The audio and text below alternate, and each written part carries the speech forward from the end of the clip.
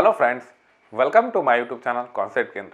और आज के इस वीडियो में हम लोग पढ़ेंगे छत्तीसगढ़ में बौद्ध धर्म, जैन धर्म और महाजनपद काल को। तो शुरू करने से प्लीज़ लाइक, शेयर और यूट्यूब चैनल को सब्सक्राइब करें ताकि आने वाले वीडियोस के नोटिफिकेशन आपको मिलते रहें। तो चलिए हम लोग देखते हैं बौद्ध धर्म, जैन धर्म और महाजनपद काल छत्तीसगढ़ में। तो सबसे पहले हम लोग देखेंगे बौद्ध धर्म। तो सबसे पहले बौद्ध धर्म में हम लोग क्या जानेंगे?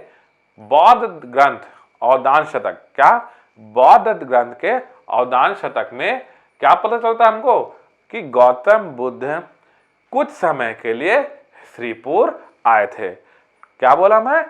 बौद्ध ग्रंथ अवदान शतक के अनुसार हमको पता चलता है कि गौतम बुद्ध कुछ समय के लिए हमारे छत्तीसगढ़ के श्रीपुर में आए थे। और ये श्रीपुर कहाँ है दोस्तों? महासमुंद जिला में है। पहला साक्ष्य तो हमको ये मिल गया। अब दूसरा हम लोग क्या देखेंगे? जो बौद्ध भिक्षु थे, बौद्ध भिक्षु आनंद प्रभु। क्या बोला? बौद्ध भिक्षु आनंद प्रभु। बौद्ध भिक्षु आनंद प्रभु ने श्रीपुर में क्या बनवाया है? स्वास्तिक विहार पहला, और दूसरा आनंद कुटीर विहार। एग्जाम में क्वेश्चन बार बार आता है कि ये जो स्वास्तिक विहार, आनंद कुटीर विहार कहाँ है? तो आपको जिला पूछे तो महासमुंद जिला लेना है, या फिर पर्टिकुलर आपसे कोई जगह पूछे तो आपको क्या लेना है? श्रीपुर लेना है। और किसने बनवाया था पूछेगा तो आपको लेना है बौद्ध भिक्षु आनंद प्रभु ने। तो ये दो होगा। उसके बाद जो तीसरा है, ठीक है, ये तीसरा है 639 ईस्वी। 639 ईस्वी में प्रसिद्ध चीनी यात्री वेन-स्वांग, क्या बोलते हैं? प्रसिद्ध चीनी यात्री वेन-स्वांग ने मल्हार और श्रीपुर की यात्रा की थी।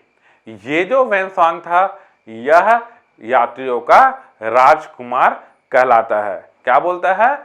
प्रिंस ऑफ पिलग्रिम्स, यात्रियों का राजकुमार कहलाता है। और जब 639 ईस्वी में जब वेन-स्वांग ने छत्तीसगढ़ की यात्रा की थी, मल्हार और श्रीपुर की, तो उसने अपनी पुस्तक लिखी थी सीयू की।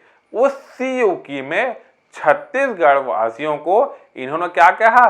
कियोस्लो कहा गया था। मोस्ट इंपॉर्टेंट क्वेश्चन, सीयू की में वेन-स्वांग ने छत्तीसगढ़ वासियों को क्या कहा था? तो उन्होंने कहा था कियोस्लो। और उस टाइम हमारे छत्तीसगढ़ में शासक कौन थे? तो महाशिवगुप्त बालार्जुन। तो ये सारी चीजें आप लोग को याद करना है। वेन-स्वांग से सीयूकी की रचना, सीयू की रचना में छत्तीसगढ़ वासियों को कियोस्लो कहा गया था। और वेन-स्वांग ने कब, किसके समय यात्रा की थी छत्तीसगढ़ की? तो महाशिवगुप्त बालार्जुन की। ये सारे थे हमारे बौद्ध धर्म। अब हम लोग देखते हैं जैन धर्म को। ठीक है, जैन धर्म। तो जैन धर्म में सबसे पहले अपने को क्या जानना है? गूंजी। क्या जानना है? गूंजी। और इसी को हम लोग क्या कहते हैं? दमऊ धारा भी कहते हैं। और ये कहाँ स्थित है? हमारा छत्तीसगढ़ में जांजगीर चांपा जिले में स्थित है गूंजी दमऊ धारा। और ये कहाँ है? तो जांजगीर चांपा जिले में है। इस गूंजी दमऊ धारा से हमें जैन धर्म जो ऋषभदेव थे, ऋषभदेव की जानकारी मिलती है। ठीक है, इसको ऋषभ तीर्थ के भी नाम से जाना जाता है। तो दमऊ या फिर गूंजी, दमऊ धारा या गूंजी से हमें किसकी जानकारी मिलती है? हमें ऋषभदेव की जानकारी मिलती है।